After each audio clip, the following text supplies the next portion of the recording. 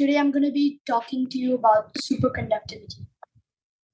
So first, let's look into what superconductivity is. So it's a property of a material which allows it to conduct electricity with no resistance, which means there's going to be no heat loss, energy loss via heat.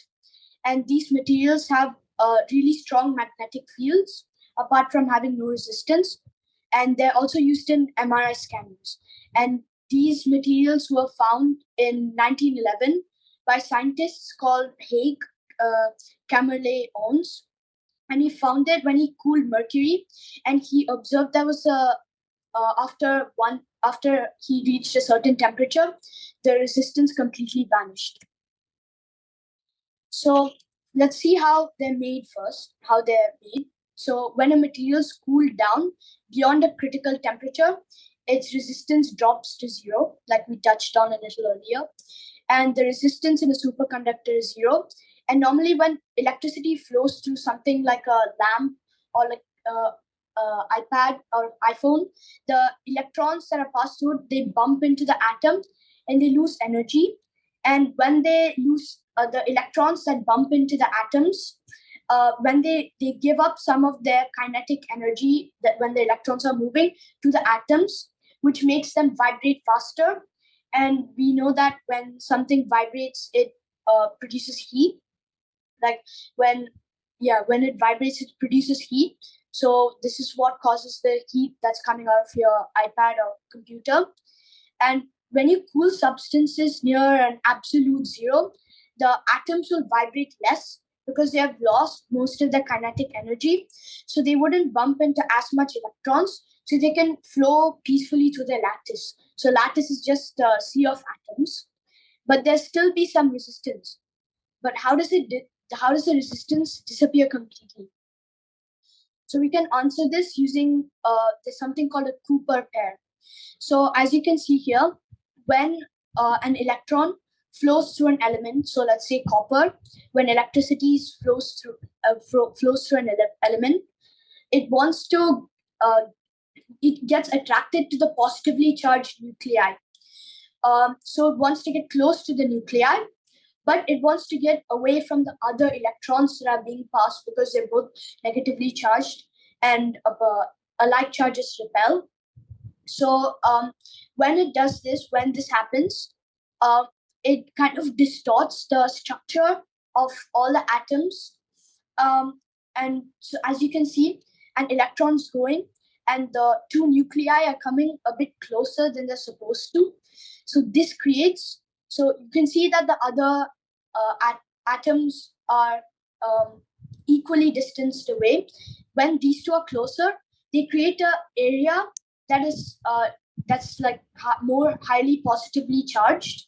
So other electrons are, so they create an area of higher positive charge, like the red zone, and other negatively charged electrons wanting to come to that zone. So as you can see, the other electron will follow this electron, and they'll form a pair, and they'll stick as a pair all the way to the end. So in normal temperatures, this is not possible because the kinetic energy of the electrons is too much in normal temperatures. So when they try to do that, like because they are moving around too much, they'll just break away. But when you lower the temperature, they attract and they stay like that until the end, and they don't bump into any atoms or lose any energies. And this is a note: not all elements will become superconductors below their critical temperature, which is a temperature where they need to be cooled down to become a superconductor. It's not only dependent on the temperature, but it's also dependent on the structure and how the element is made. Like semiconductors, how much ever they cool down, they will not become superconductors. And here are a few fun facts. Did you know that superconducting materials have a characteristic to repel other magnetic fields?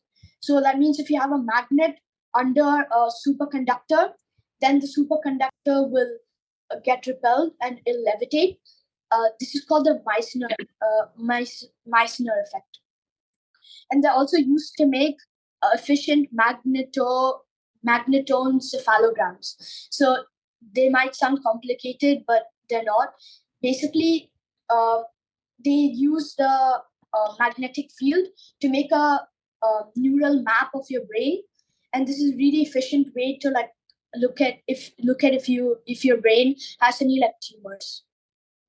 And since we're talking about really cold objects, there's a nebula in space called the Boomerang Nebula that is the coldest place scientists have ever observed. And it has a temperature of just 1 degree Kelvin, just 1 degree over absolute zero. And I wanted to bring LK99 up, which is a really recent discovery in 2023. There was a some South Korean scientists in Seoul just made a paper on this, what they thought was a room temperature superconductor. So this is even if this was true, then it would be the biggest discovery of the century. Because just imagine if there was something called a room temperature superconductor. We'd be having phones with superconductors, so your battery life would be much longer. You can have cars that can float and levitate. The power grid and all the electric lines would be replaced from copper to this. But unfortunately, there was some kind of fault in the paper, and the LK99 is not a room temperature superconductor, sadly. So these are my sources and citations.